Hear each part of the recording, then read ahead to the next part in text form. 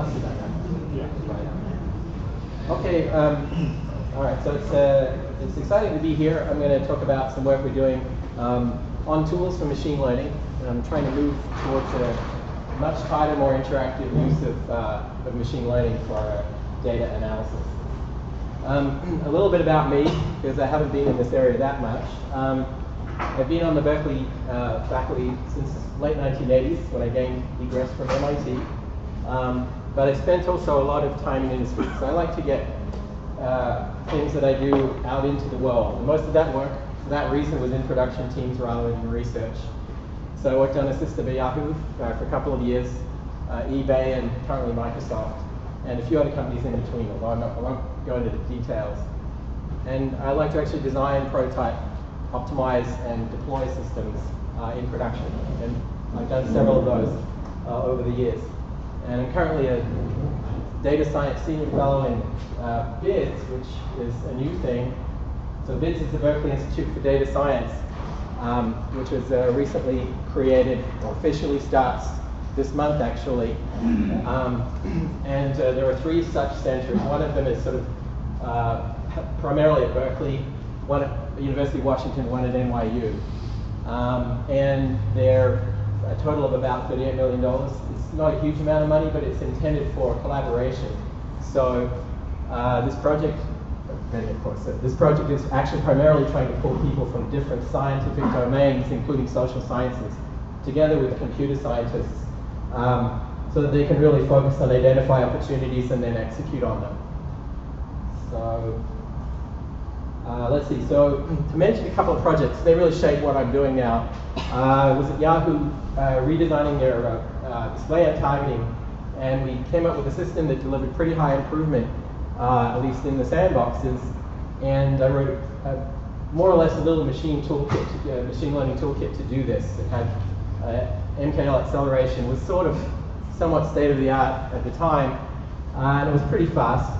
And but people looked at that and said, I don't think we put that in production. So they wrote a Hadoop version that ran on 500 nodes in about 7.4 hours. And we described that system in a KDD paper, which got an application paper prize.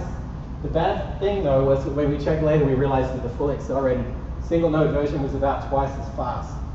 And that's a pattern that has recurred over and over again. The problem with a lot of uses of cluster tools is the cluster environment, cluster software environment is not optimized close to its maximum on a single machine. And then you add the overhead of the reduced communication layer and file access, and the thing ends up not being faster than running on one machine. And we also had a lot of challenges that are sort of really a pattern of challenge when you try to deploy research prototypes, or I suppose it's not quite research, but when you try to deploy a prototype in production, it's often handed off to a different team.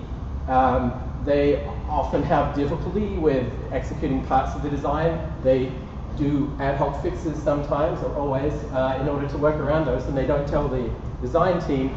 Model comes out and it's lost a whole lot of performance, and people take that for granted as being a normal state of affairs. But, you know, in my experience, that's never normal. That is always a sign of some problem in the translation. And so in about half a dozen live prototypes, we've never had that happen, except initially when there was a deployment problem. So the second project I had was at eBay. We redesigned they have a little recommender for the products after you check out, and also on the home page. And we delivered about a 3x improvement on what they had, and we described that one too. And a few things about this. It was just sort of a state-of-the-art machine learning system. It was fairly not ad hoc, but to deal with very sparse data, probably a lot of you are familiar with this, you have to really build a sort of tiered set of models that deal progressively with less and less sparse data. You know, you don't really see what the person buys, you see what they click on, and you back off, and so on. But anyway, with most behavioral data, scale really matters. What I mean by that is, if you can run a clustering, you know, on say 4 times or 10 times as many clusters on 4 or 10 times as much data, it gets progressively better because you're dealing with power law distributions that have long tails. So there's always value added when you can push out further into the tail. And we were able to push it out by running against the grain somewhat, and we did daily tuning. That's another important thing. We're actually able to optimize the model and improve it many, many times with the daily agile evaluation cycle. And we're actually able to keep it in MATLAB, which is right now is really the state of the art in terms of performance for machine learning, because it's fully accelerated. It has fast kernels for everything, random numbers, matrix algebra, and so on. And it allows you to write at high level and think at high level. It's not a great programming language. You don't really want to program it. You have to program in C if it's anything non-trivial. But anyway, there was no prototype to production transition. It was the same code running, and it was just fast enough that it could run production data. So that was a good outcome compared to the previous outcome. And so anyway, that has pushed some of the goals of this project. Right now I'm teaching data science to our undergrads. I'm going to mention some of the things I've taught because, again, it sort of shapes our project. I started off in sort of the theory end of computer science. I taught algorithms, math, computational algebra a lot. Did robotics for a number of years, and graphics, HDI lately, and most recently I taught operating systems before this course. So I've had a good look at the different issues in building systems, and teaching a data science course now, one of the frustrations I have is that the tools that we can give students for data science I just don't think are up to par. Python's a fantastic environment, it's usable, it's intuitive.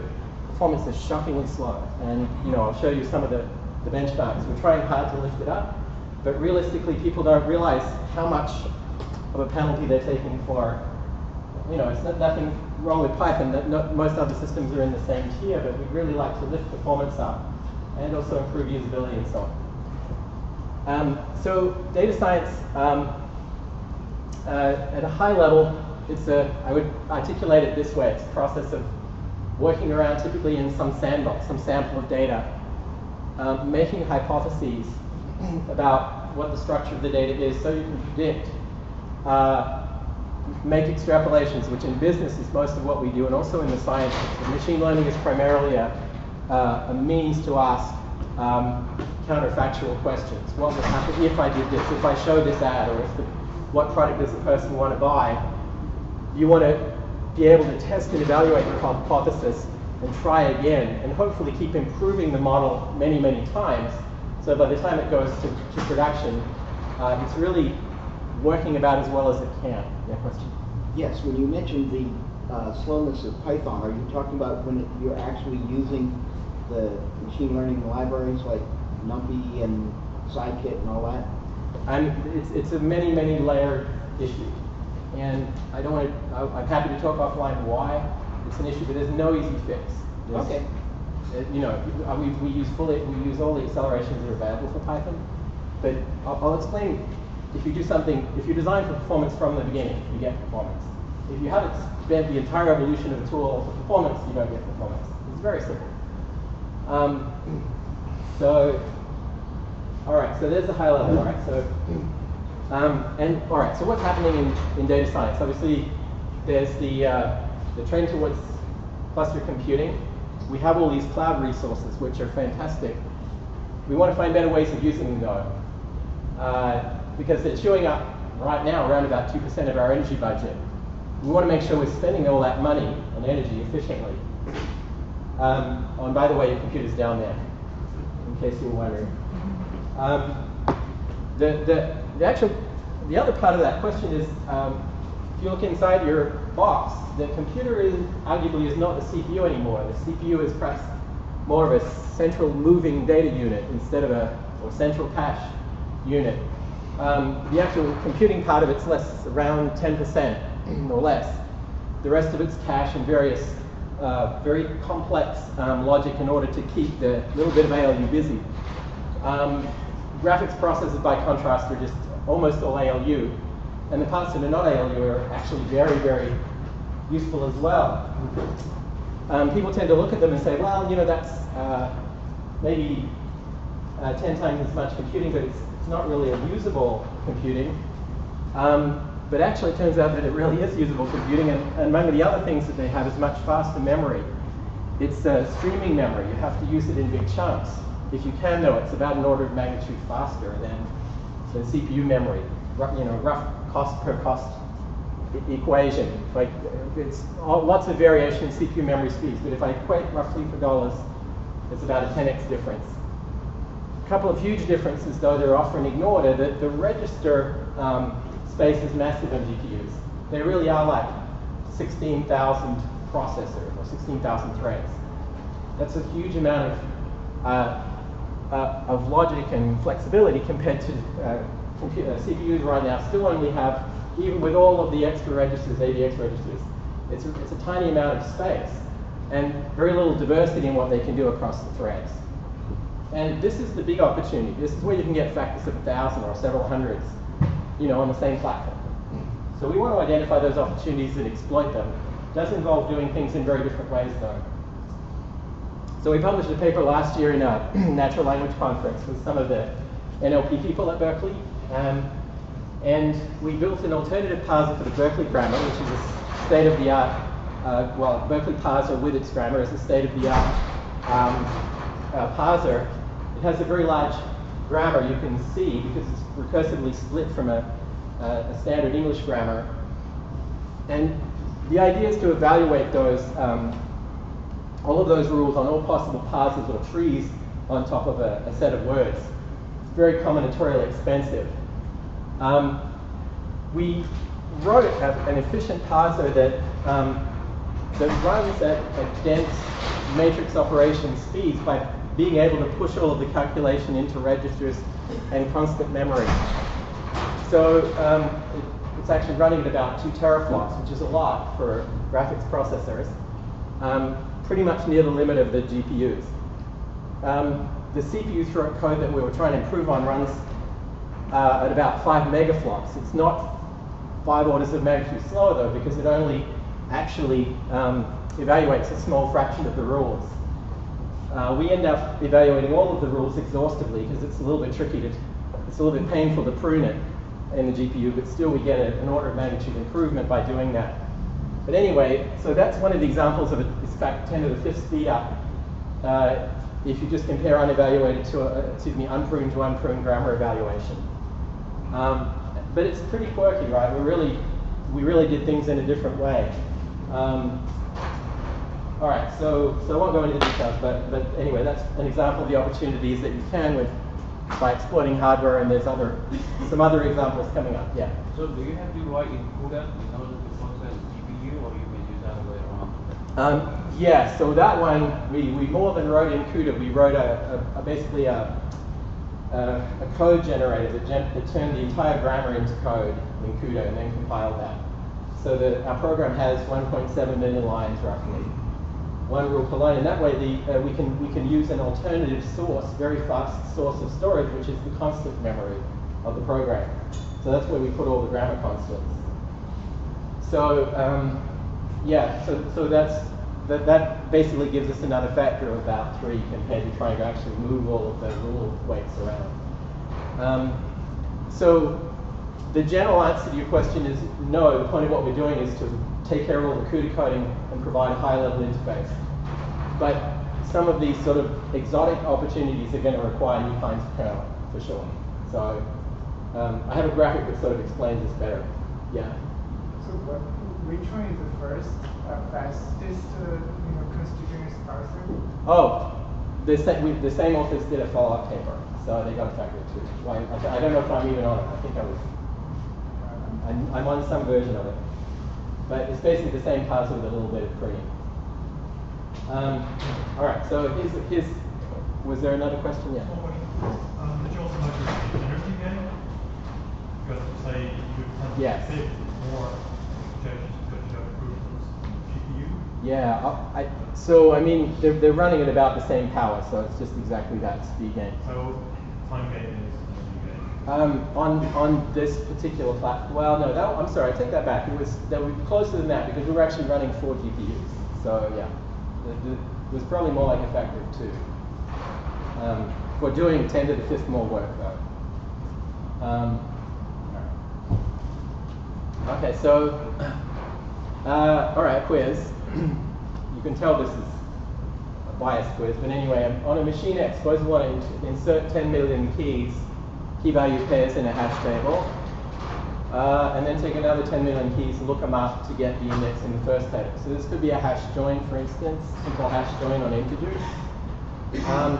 So we can implement it directly like that, or we could send the items and queries over a network to another machine, move it from main memory to a graphics processor, sort instead of hashing the queries and keys, and then resort to put them back where they were, and send it back to the original machine. So who thinks A is faster? What's that? Oh, did I accidentally? All right. All right, well anyway. All right, who thinks B in spite of the time? Who's, sure of themselves and that? I'm sorry. Who's sure enough to think A? All right, well it's just one brave soul, all right, so. All right, well, who thinks B? No, it's legitimate because a lot of people don't have an opinion when I do it right. All right, anyway. All right, so B is faster, and here's the breakdown. And one interesting thing about the breakdown is the part that's actually the work is these two lines here, which are a sort, one that brings the matching keys adjacent to each other and basically resolve them. I mean, there's a tiny fraction of a 2 millisecond kernel in the middle to actually do the join, which I didn't put here. But anyway, to first order, it's about 30 times faster using sorting than hashing. Okay, that's a pretty radical change in people's thinking. So an n log n algorithm now is quite a lot faster than a linear algorithm. Plus a constant, so high-level lessons so that location really matters. We're taught to think of data structures as these box pointers that are in space somewhere. It doesn't matter how they're laid out in memory. And the reality is now it super matters. It's like many orders of magnitude accessing a random location in memory versus accessing the next location. All of the fast memories are meant for bursty access. And so data structures really don't make much sense as placeless box pointer objects anymore. And hash tables are kind of a disaster these days. Trees and lists, depending on how you traverse them. So we use trees in a number of the algorithms, including the parser. But we lay them out the way they're going to be traversed so that we can do coherent memory access and get high speed. Yeah? So you think that Intel core processors can really at comparable level in terms of processing the sampling like GPU? I'm sorry, do you mean the Xeon Phi, or I'm not quite sure what you're asking? Yeah, Xeon Phi, yes. Yeah, the Xeon Phi is a little bit in between these two, the archetypal CPU and the GPU. It's still a lot less registers than the NVIDIA processors, so performance is somewhere in between. It's sort of, they're evolving from a CPU design to a GPU more, but it's sort of in the middle right now. It's harder to do some of these things, but I think it'll move further. But for right now, it's not quite as far along as the NVIDIA processors. Do you think the performance will kind of rely on application? Like for some particular application, maybe GPU is dominant, and then for some other. That's a reasonable assumption, but I think what's interesting is that GPUs kind of evolved from computer graphics to more simulation, physics-based simulation, so you can get the nice explosions and everything, the nice, movement and so on. And that means they're very good for general-purpose simulation, which, for instance, if you use Monte Carlo methods, it's very close. And if you're doing options online, it's also very close. So. And for general machine learning, they're pretty awesome as well. A couple of the things they have also related are very fast random number generation, very fast transcendentals. So for probability distributions, doing brute force MC-MC is very, very fast on GPUs. Not really comparable on CPUs right now. Xeon Phi, I'm not sure. We're curious, but we suspect it's not quite at the same level yet. All right, so location matters. You want to really think about how things are being laid out in memory, and use memory-friendly data structures. And the network is a significant challenge if you want to distribute things. It can be, though, very fast. The trick is make sure you're moving blocks that are big enough. And the GPUs really are increasingly for us, as we try to put more things on them, we find that you can get more stuff to run fast on them than we thought. And in fact, it's now we've crossed over a fence in a certain sense, and that we have more trouble getting things to go fast on CPUs now. So we really feel like, GPUs are it. They should be from now on what we think of as the computer. And constants really matter. Obviously, there's 5 orders of magnitude in the memory hierarchy. You better start paying attention to that, or I find with performance. So we wanted to build a toolkit that would really lift the level of performance of machine learning, and also match the typical workflow of machine learning, which is this sort of agile, rapid development cycle. So we want to keep in mind that there's people at the top. There's an algorithm layer, which is BIDMach, and we have a matrix layer. So it's very important to have a simple abstraction that's intuitive for mathematicians and statisticians, just like SciPy, MATLAB, and so on. And then we can work on optimizing and mapping standard matrix operations, including some tree stuff as well. So matrices here, I'm speaking in the general sense, is also sort of memory mapped trees, for instance. But we can, for generic algorithms, we can focus on mapping them to hardware and coding very efficiently. And the same with the network. We can focus on efficient distribution, and then the user only has to think about the logic of the algorithm. So that's the philosophy. And so, like anything else, having a hierarchy like this helps you manage very high complexity, just like the network stacks and so on. On the other hand, sometimes it's a really, really good idea to violate the hierarchy. So, for instance, it's really useful sometimes to think about how your algorithms would behave right on the hardware layer, on the GPU layer. So that's what we did with the parser. We really rethought parsing, the parsing algorithms, thought how it could map onto the GPU. And it gave us some huge gains. And the other example is kind of cross-cutting consideration is, well, how can we expose some of the quantities and the behavior, internal behavior of machine learning algorithms while they're optimizing? So the designer can say, no, that's really not what I want. Instead of waiting for hours for the thing to finish, get very quick, if you like, sketches of what's happening, trends and so on. Change the direction of the learning immediately before you waste a lot of resources. And also solve there's often a tricky inversion mapping between input constraints, learning refinements of a likelihood function, and then the performance indicators on the output side. And we want to give people interactive ways of tweaking, if you like, the controls to see the behavior that comes out so that you can sort of understand that mapping. People are very good at learning those mappings and inverting them. All right, so some trends in machine learning. So, especially for large data sets, people most of the time tend to use mini-batch algorithms. So like stochastic gradient, there's now mini-batch versions of most, or well, a very large number of optimization algorithms. And the batch picture, though, is that basically you make a pass over the data set, update a model, go back. So that makes sense for small data sets, right? But not really for big data sets.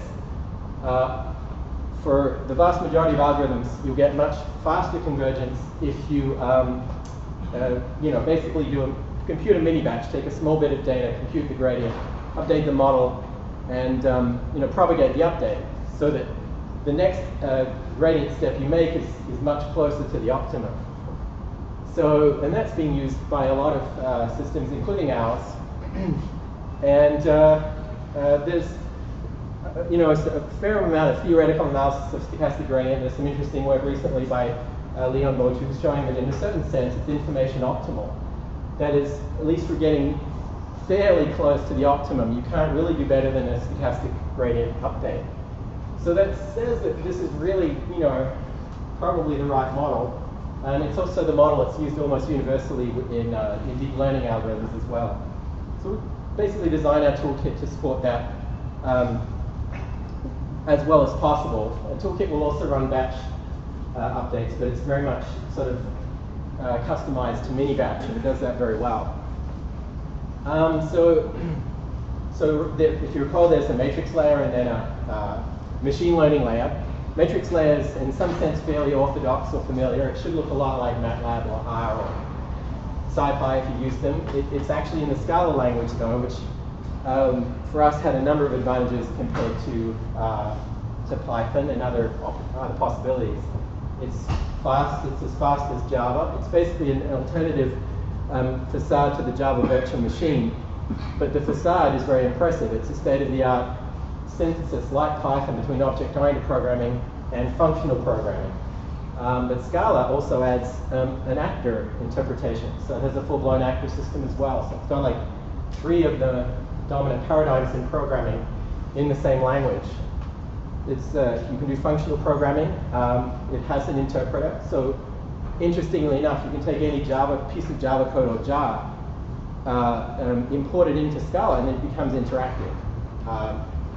And you can obviously do other interactive things with Scala. The syntax is completely extensible. You can define new operators, which is very unusual, including Unicode characters. So, if there's a math operator that you like that has a Unicode character, you can actually import it and then run it. You just have to memorize the character code, but then you can type it in or use it from a palette in Scala.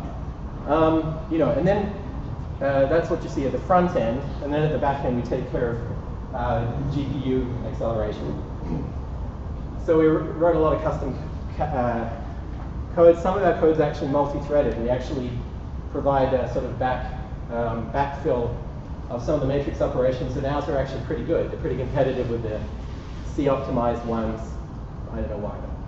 All right, so, and it's capable of running in Hadoop because it's Java-based. All right, so, and here's the architecture of the machine learning layer. And what we want to do is abstract away, for instance, things like data sources, because it's nice to have little bits of data in memory, but very often with a big data set, it's either coming off of disks, and we provide a sort of special support for JBOD disks, which give you the maximum bandwidth for they're considerably faster than even a RAID if you implement things at kind of coarse-grained RAID, I suppose. And we also have support for streaming from a big HDFS repository over the network. So basically, we can sync data rates equivalent to around 40 to 100 nodes. And it's a big economy to run just one machine compared to running on a cluster.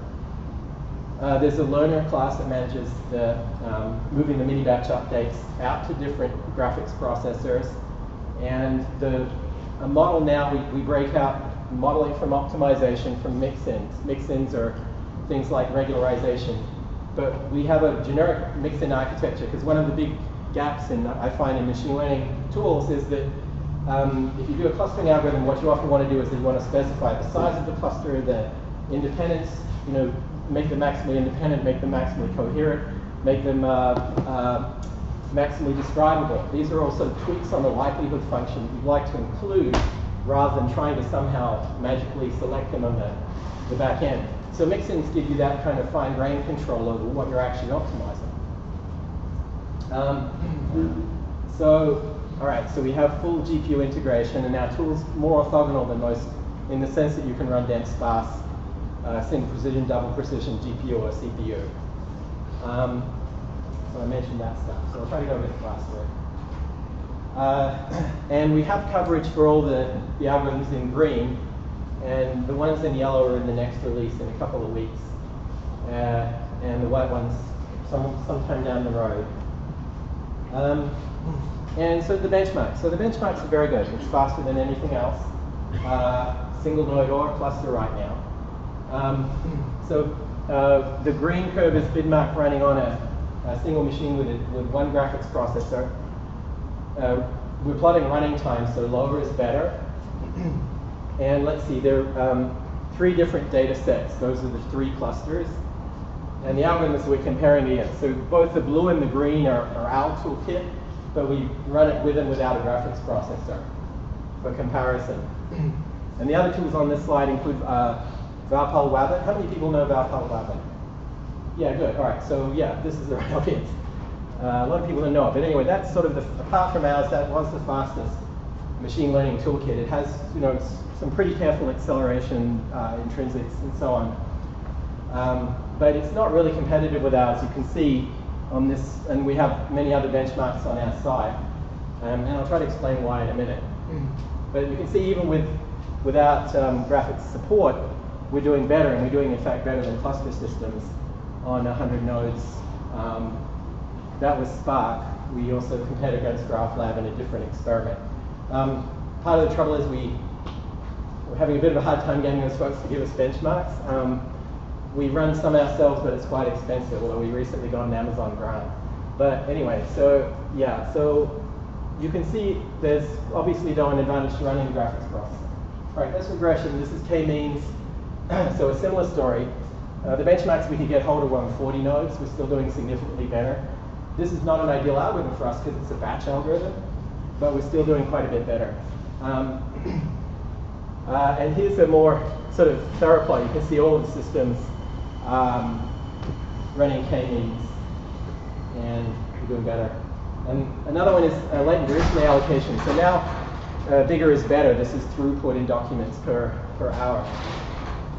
And in contrast to Spark, which is a generic machine learning tool, in this case we're comparing against PowerGraph, which is a little bit more optimized, written in C, and the Yahoo LDA implementation, which is a custom cluster implementation for this particular algorithm. You can see we're doing still on one node. So in this case, both these plots are for a graphics processor. With our system, one of them is a machine with quad graphics processors, and the other one's a single graphics processor. And that's the Yahoo implementation and PowerGraph respectively on 164 and 64 nodes. And the number in the middle is the number of cores per machine. And so we can do scale on one machine, we can do speed, we can also do scale if you have a big enough RAID. So we did build a pretty monstrous, 40 terabyte RAID, and we can process up to 10 terabytes of data, which is more than anyone else has done as far as we can tell, on just one node. All right, so power.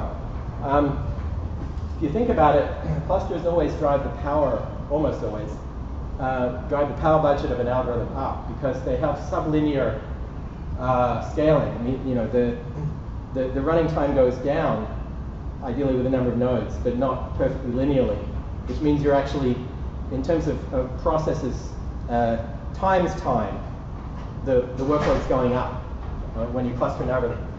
With BIDMach, it's just going down by the factor of 100 or whatever it is that you're improving by. So we're getting these gains compared to cluster systems.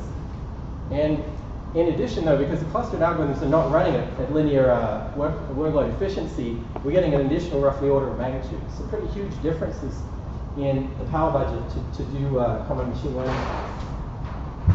So I'll try to explain why this thing is fast.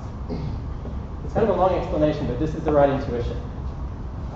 There's something called Roofline design, which is an idea that chip designers came up with a few years ago. It's more Berkeley people. The idea is to establish the simple idea to explain. You define the theoretical limits of the machine, basic ALU throughput, and then all the memory throughputs. And the memory throughputs depend on how dense the operations are, roughly, or the operational intensity is something like density. And you get different rates depending on the type of memory.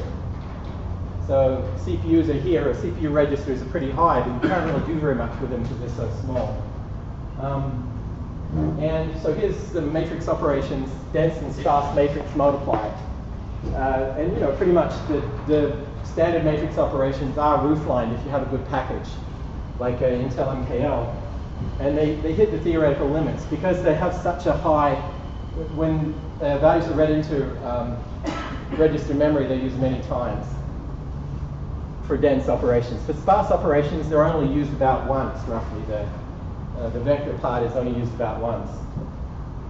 But still, with a graphics processor, you get about a 10x improvement just because the memory is faster.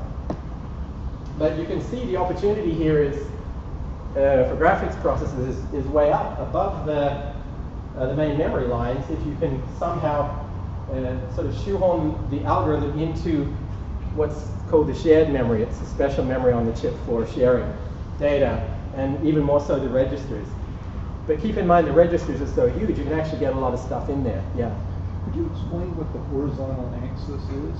Yeah, it's basically when you read, it's flops per byte. So it's basically how many floating point operations you do on something as a function of its size, I suppose. So like if I read, one 4-byte float in and use it 2 times, I guess it's 2 divided by 4, I think, is the flops per byte.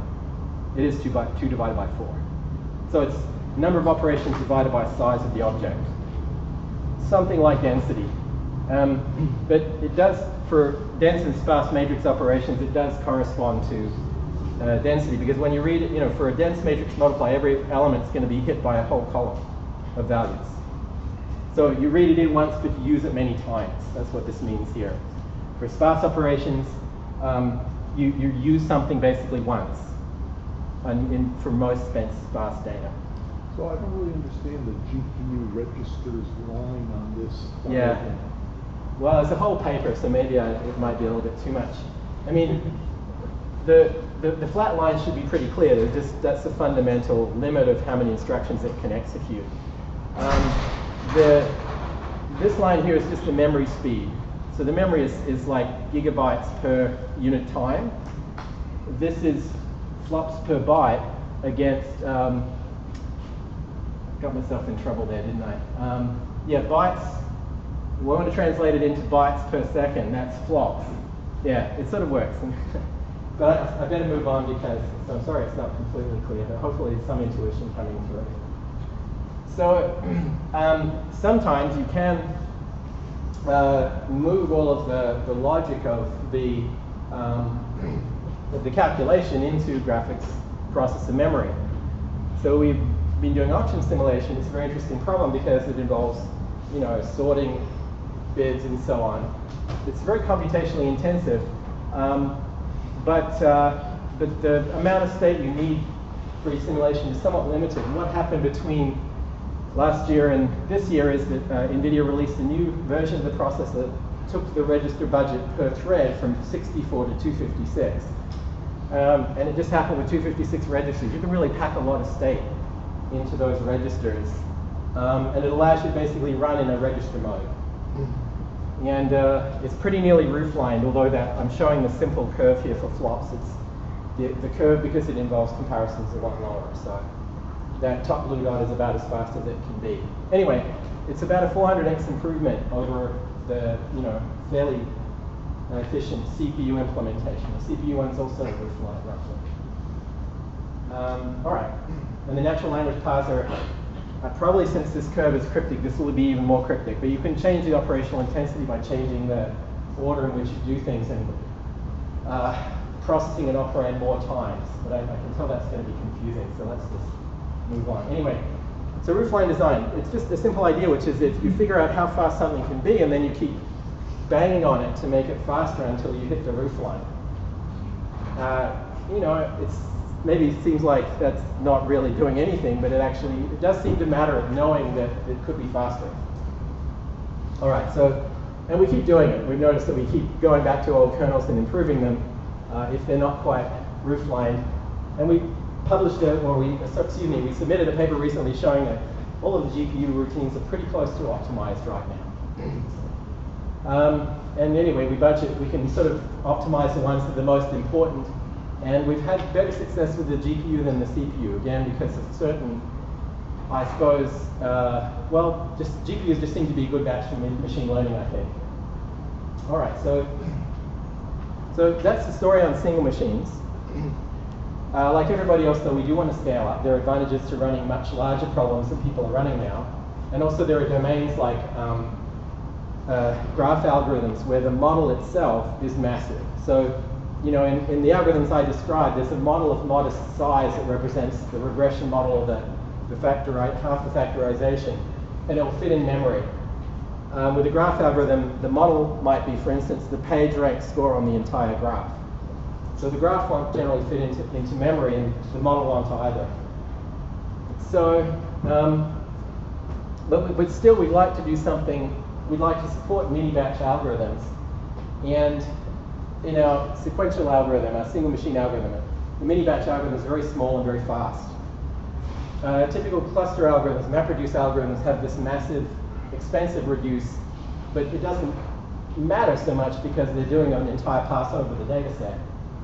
But if we want to do the process on the left on a cluster, we've got to really somehow make the old reduce step a lot faster.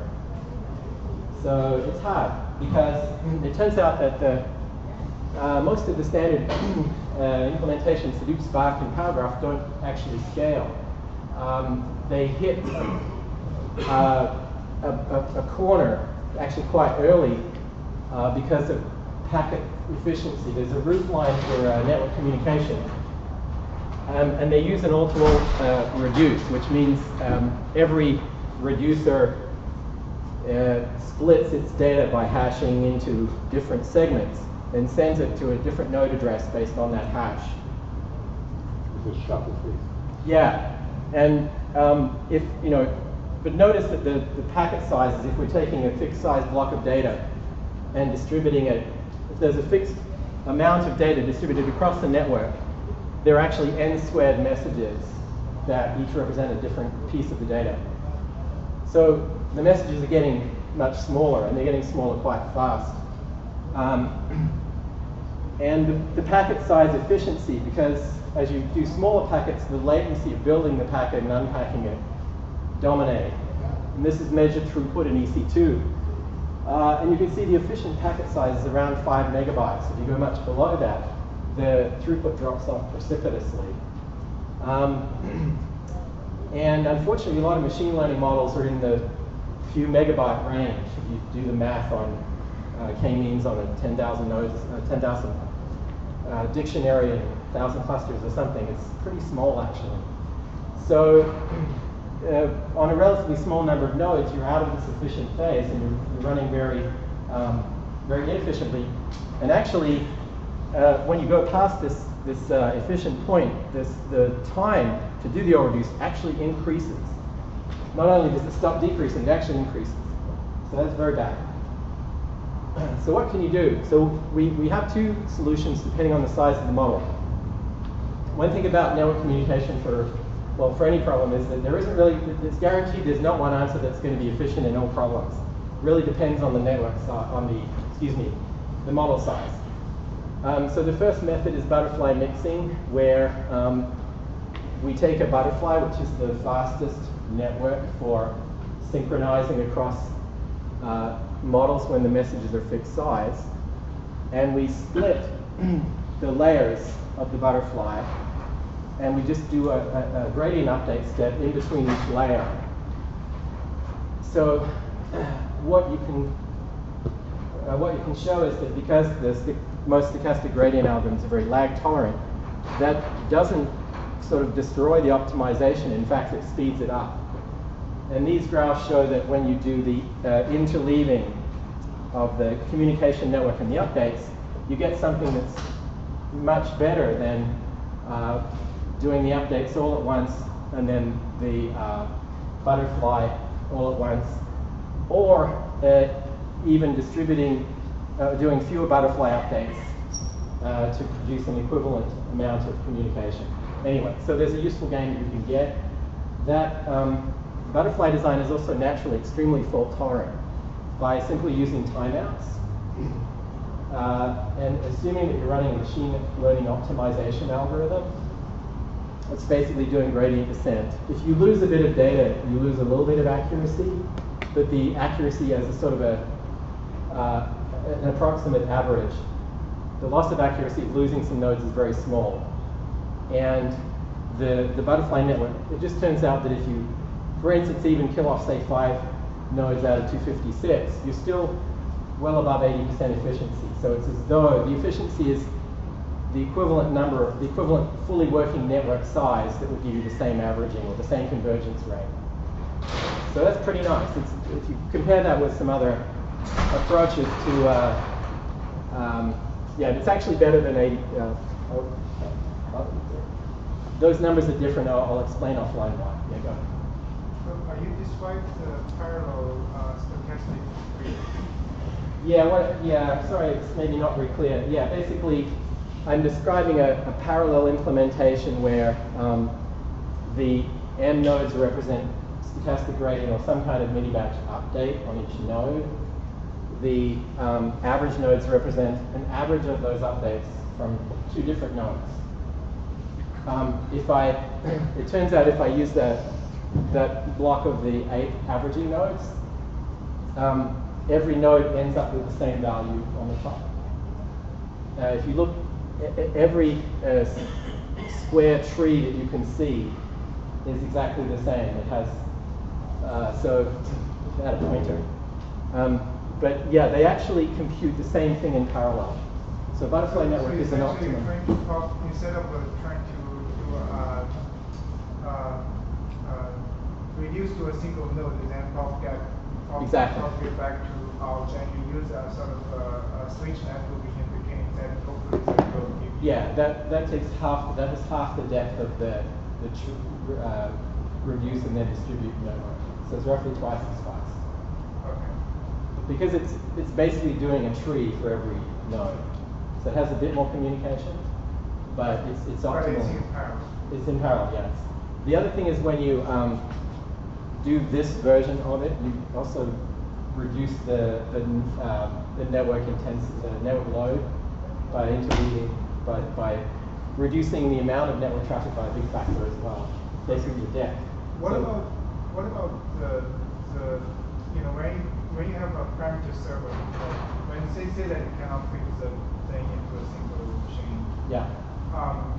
Does that still apply or like? We do something different, okay. Which is also optimal. But this is optimal when the messages are pretty small, and where you're basically paying the cost of where it wouldn't help to split the messages. Okay. So that's true of models in the 5 megabyte range or less. But the answer to your question is coming up because there's the other part of the answer is if the model won't fit on one node, you've got to do something different. So graph algorithms mostly follow the vertex model, where you do an update at each vertex. It's a function of the neighbor values, right? You've seen this is Google Cradle or Graph Lab and so on. And there are neighboring values, and the function is expressible as an associative reduce, almost always. It'd be really hard to implement if it wasn't. So for instance, when it's page rank, you're doing page rank on a graph, you introduce weights on the edges, and basically it's the edge-weighted sum of the neighbors at each node, modulo a little bit of extra. So anyway, it's a simple associative operation. If you want to do connected components, you take the min, and the minimum label of the entire connected component will eventually propagate and become the label. And other graph algorithms have a similar form. So anyway, so this is a sparse all reduce again. The difference between this and the previous slide is that now on each node, I only want a subset of the vertex values.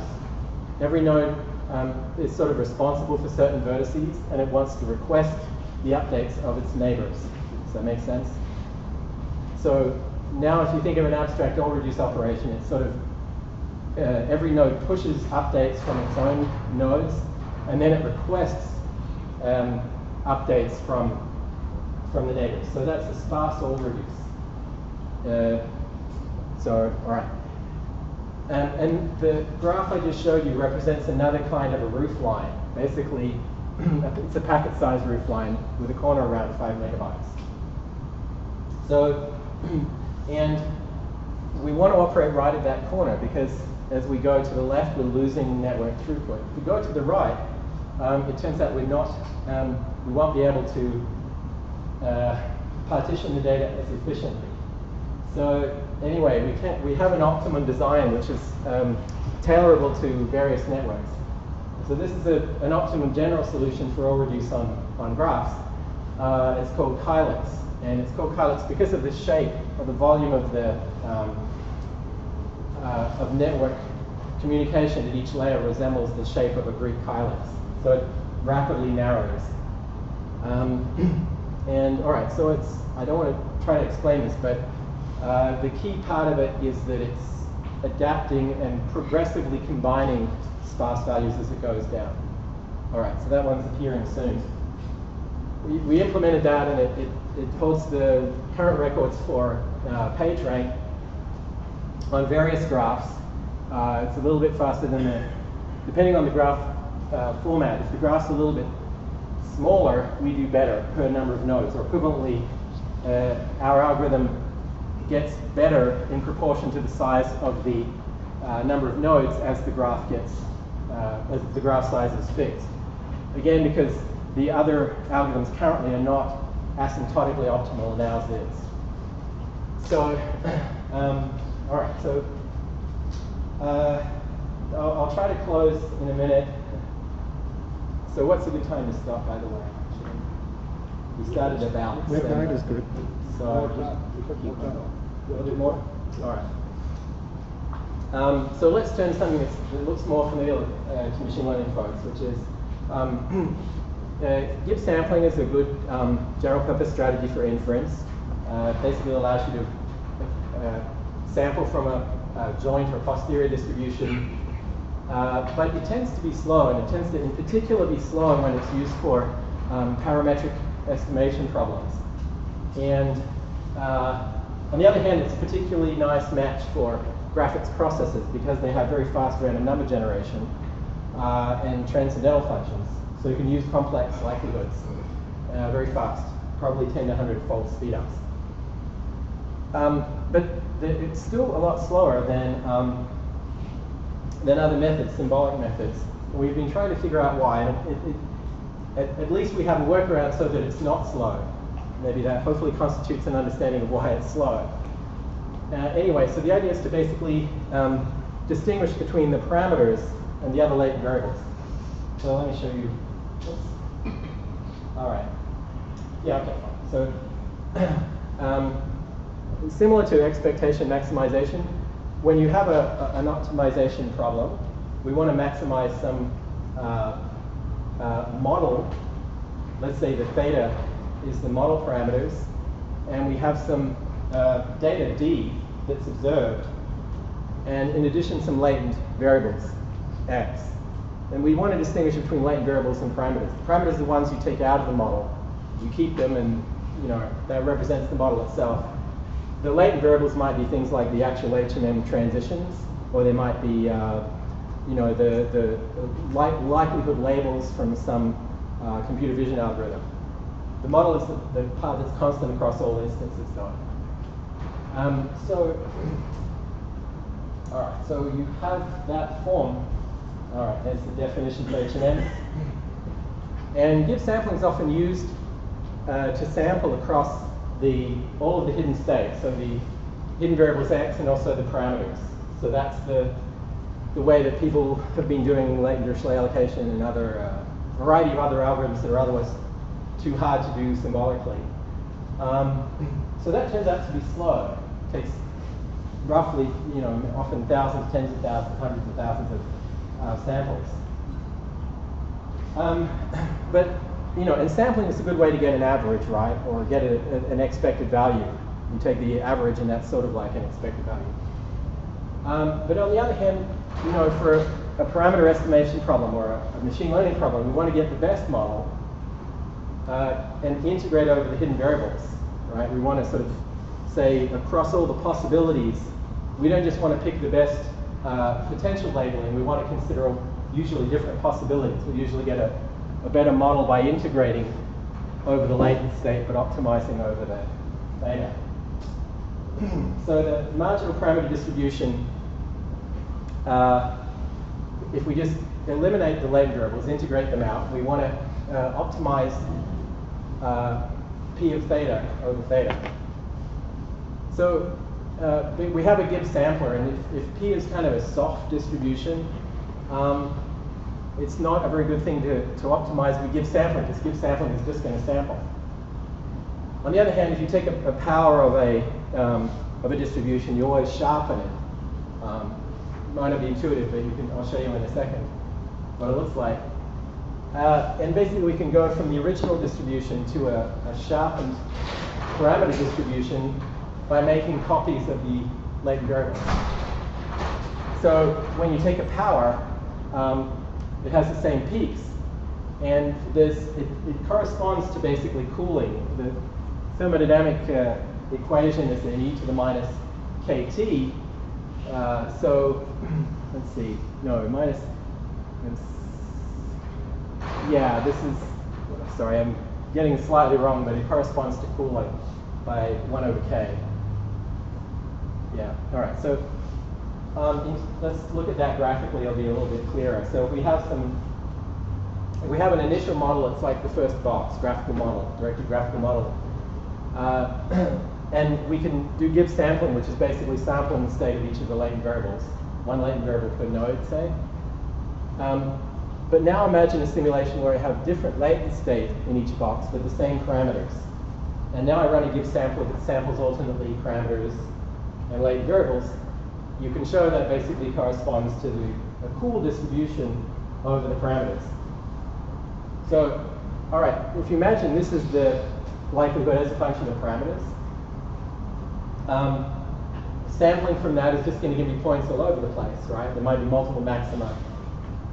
The cool distribution looks like this, right? The power of a distribution always has the same peaks, but they're going to be sharper. Now, sampling from this is a lot more promising, right? Because if I tuck samples there, especially if I do an annealing algorithm and the particles are actually walking around in the space, I'm provably, after a great amount of time, but in practice often after a small amount of time, I'll end up with most of my points near an optimum. So I really have turned that sort of averaging problem into an optimization problem. Now, it's not obvious that that would be a good idea to do because I've taken a single copy of each state and now I said just replicate it. But it turns out you can do this very efficiently for certain algorithms, especially latent Dirichlet allocation. And instead of taking explicit samples, the samples turn out to be independent of each other given the parameters. So it turns out to be enough to take counts of samples.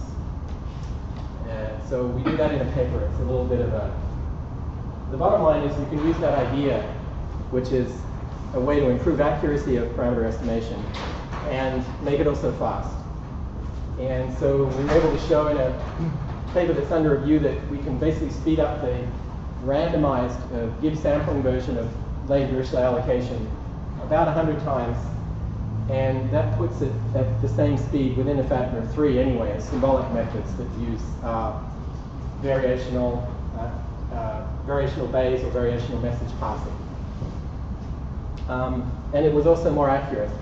That's what you expect. You expect a sampled algorithm to be generally more accurate than a deterministic algorithm because it's going to be walking around randomly in the likelihood space. It's well known that LDA is a very multimodal likelihood, so when it's a stochastic algorithm, it has a much better chance of finding a good, not necessarily a global optimum, but a good local optimum. And that's what we see. So the bottom line is that you can get the accuracy advantages of Gibbs sampling in this kind of problem, which is fairly general, without a performance penalty. Yeah. Is this method also built into the tool? Well, the specific LDA implementation of Gibbs sampling is in the tool. What we're working on right now is a more general version of this for arbitrary graphical models. So that will be in some months from now. But you can apply the same idea to any graphical model, so it's future work, but right now we have an LDA implementation. This implementation is in there. All right, so yeah, and this is exactly the question that you asked. So we're currently, it turns out that inference on general graphical models you know, in the style of bugs and jags. These are give sampling toolkits for general graphical models. Can be made much faster using a matrix representation, and then you can combine that with this cooled sampling idea to get further accelerations. And it looks like to be much faster than the accelerations we got for the other algorithms. All right, so the last thing I want to talk about is data analysis as craft, and I'll try to show a quick video. If you recall, we're trying to speed up this loop of exploration and intuition development around machine learning. Because the more you iterate, the better things get. Great sort of showcase for that was the Netflix prize. One reason the Netflix prize made so much progress was that they made the test data set available. You could iterate on it as fast as you could generate models. And you know, that's basically sets the limit of how fast you can improve. So, you know, a natural question is, how fast can you try ideas? Well, we tend to conceive machine learning as more of a batch process where you have an idea, build the model, run it, look at the results. We'd like to sort of move instead to something more interactive. So, okay. I'll just show a quick video and then close. So we're exploring this right now. And this is going to show you a, whoops. Sorry. And let's try that again.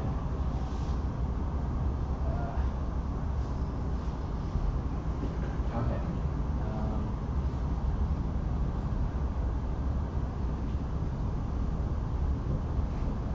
All right.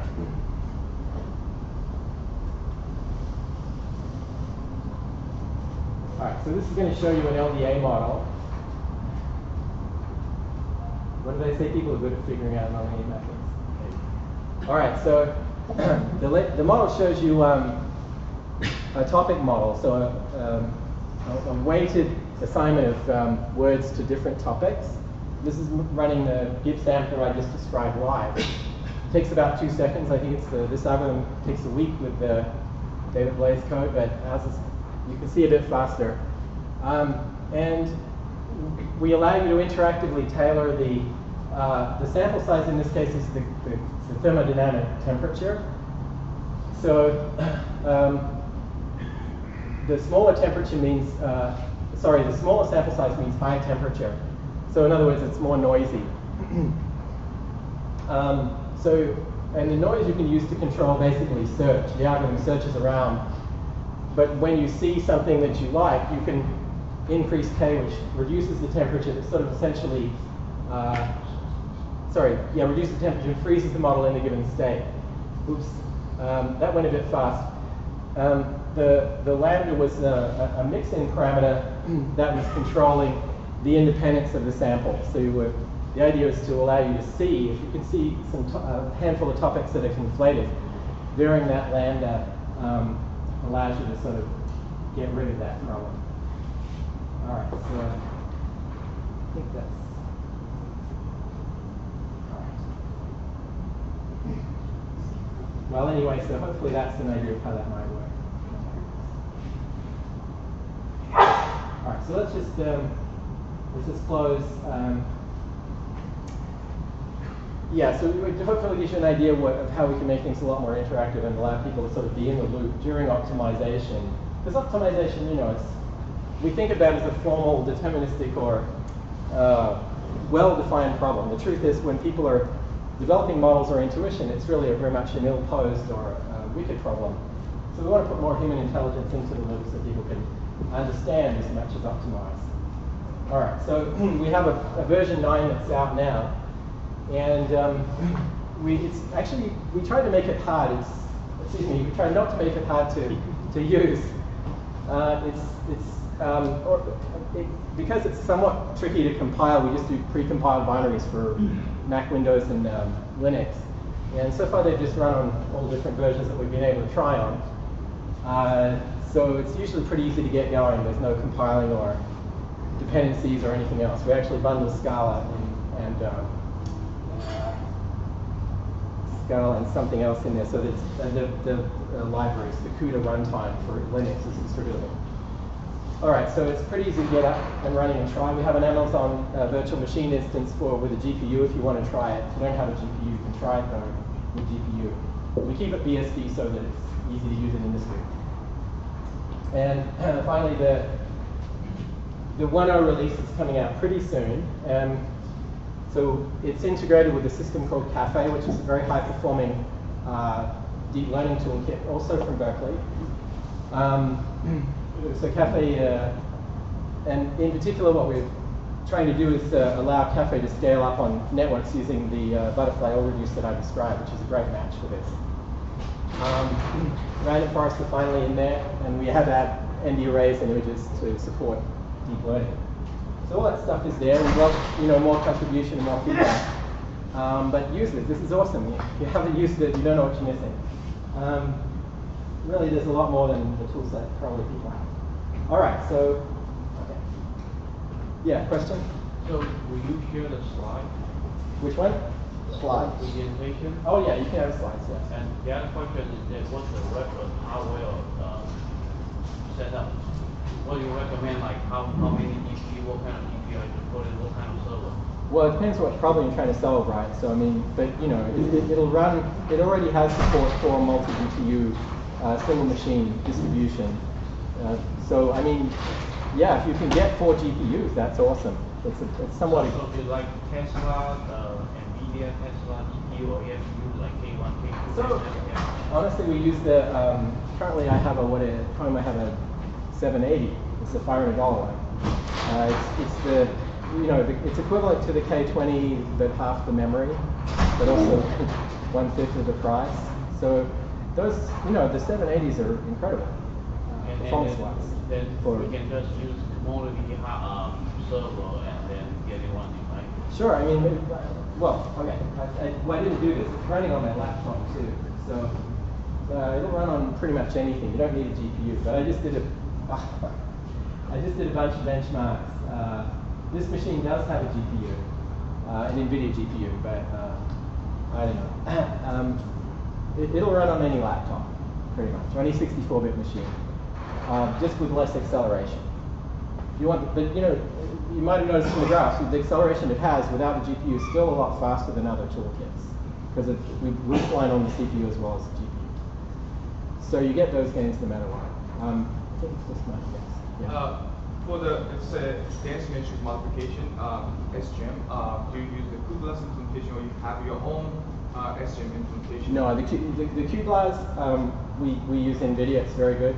The sparse operations, we did them ourselves because NVIDIA is not uniformly Roofline. Their performance drops off for very sparse matrices. And we couldn't figure out why, but we kept hammering on that one. And so our sparse primitives are fully rooflined across the sparseness range. So we use our own. So if the NVIDIA one's roofline, we use it. If it's not, we try to do our one that is. What kind of sparse matrix format do you have? URL again. I'm sorry, just a second.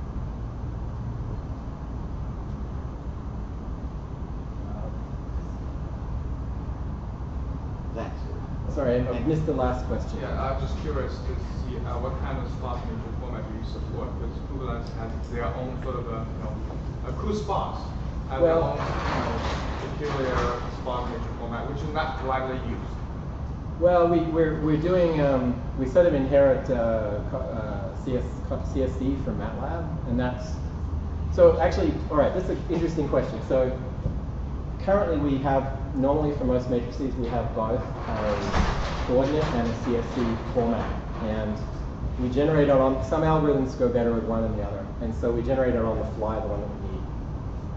Well, it's generated but cached, so we try to avoid actually regenerating it if it's already there. But there's a little bit of complexity to that question. Is there any paper I can read about? What's that? Is there any paper you publish I can read about? Yeah, there's a bunch of papers. If you go to the website, we have about four that are published and 2 more that are preprints that we can give you. We try to put everything up as preprint, but some of them were not up there. Yeah. So how does the performance compare with Spark? Well, I showed you a bunch of Spark benchmarks, right? That's like 50% improvement, right? it was all on a log scale, so it's like more like 500 for one machine. All right. No, it's not 2. We just went through the Spark training.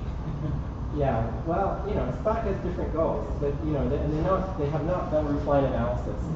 So here's us on one node. That's a log scale of runtime. There's Spark for logistic regression. So we're just about an order of magnitude faster on one node than 100 nodes. So it's about 1000x. But 100 node is not getting linear speed up. Here's perhaps a fairer comparison. Spark ML Lib. So between the green curve and the red curve, well, it's actually a bit more, yeah. This was dense data, which dense. This is probably a fair one here because, but we couldn't get it. I'm sorry, we couldn't. I don't know why we don't have the Spark. We have more on the website.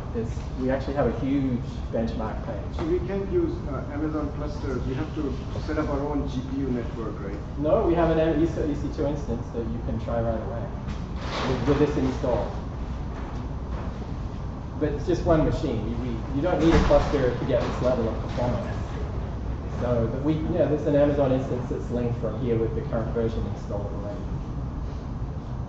Will you be able to stay around for a little bit for individual conversation? Yeah, sure. All right. Maybe one last question? So currently we're assuming all the data fits into the memory of the nodes. Could you speak up a little bit? Or? You're assuming all the entire data fits into the memory of the node, right? So what happens? Absolutely not. No, absolutely not. No. This is an out-of-memory implementation, so it runs off disk normally. It's a large data set.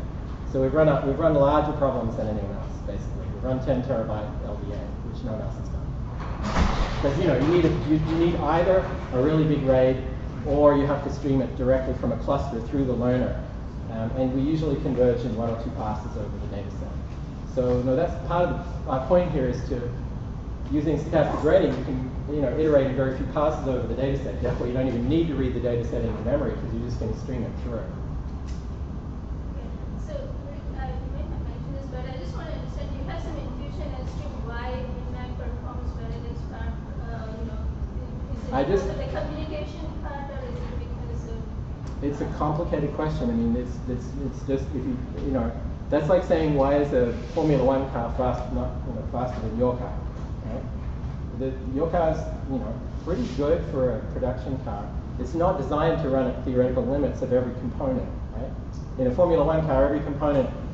They figure out how much energy can this brake absorb, how much strain can this thing. You build the whole thing to go fast, and it's fast. Right? Spark is not slow. Spark is the same as roughly. If you look at these systems, they're all pretty similar. Scikit-learn is a little bit slower. Right? They're doing better than Scikit-learn on that problem. Valpo-Rabbit's the only one that's really had some attention to Roofline, and it's quite a lot faster than the others. The point is, they haven't even tried to roofline the system for performance. And it's like everything else. If you don't, performance doesn't happen by accident. Maybe that's another way to put it. You have to really design for it. You have to understand where it's coming from and where it might be disappearing to. The other thing is that I think Hadoop and R kind of set the bar so low for performance that people see 100-fold improvement over Hadoop. Wow. Or 100-fold improvement over R. But those systems are really, really, really not designed for performance. So if you do anything even sensible, but the gap between if you write standard matrix multiply naively, you use the one from numerical recipes, it's 1 gigaflop. The GPU is 3 teraflops, right? So if you just do that naive stuff, it's sort of standard practice. It's not fast. You've got to really think and be aware of memory hierarchy and so on, or you don't get performance. And if you will give the link to myself or the other organizers, we'll put it on the meetup, a link to the slides, or if you don't have them somewhere, we can find a place to put them. Okay? Okay. Thank you. Thank you.